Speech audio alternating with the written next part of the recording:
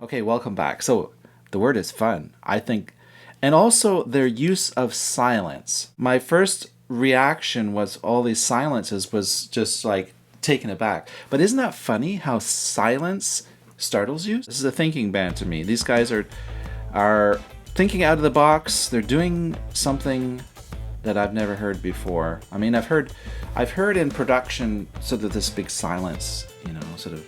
And in movies too, they're learning to use silence here and there, I guess, to sort of bring up to a real crescendo, and then all of a sudden quiet, and then crescendo again.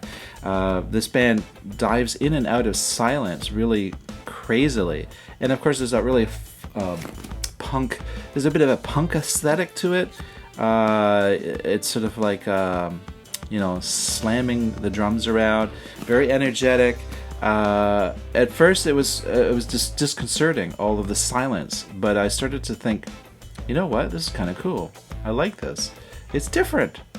And what don't we need if anything else? We always want to keep things fresh and different. So hats off to this band. I certainly want to hear more. I want to hear this stuff live. How do they pull this off live? Because what does the silences sound like in live? Because when it's live, like when they do this in a recording studio, when they have those breaks, they completely erase. There's nothing. There's not a trace of anything between the end of the peak and then the next one, right? You can't do that in a live situation. There's going to be natural reverb, your instrument, your amplifiers hum.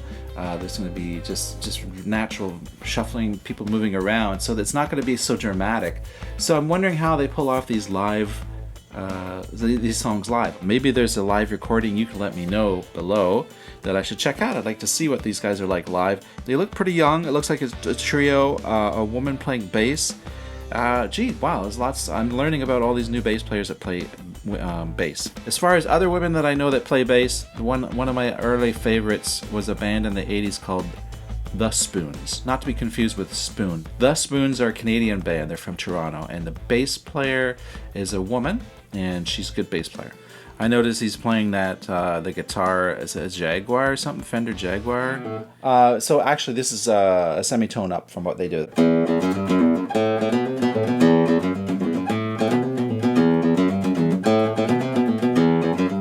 There's also another little cool use of chords. They go.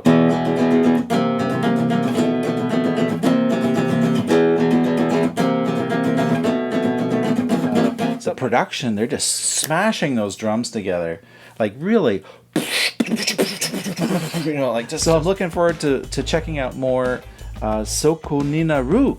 Thank you for recommending it, and spiraling out. Make sure you leave a thumbs up. Consider being a Patreon because you get your requests pretty much guaranteed when you're entering those certain tiers. Otherwise, I do appreciate the support. It definitely keeps me going. It definitely helps to push me forward that you're supporting me and you're showing me you really care about this channel, and I really care that you care. So, spiraling out. Talk to you later.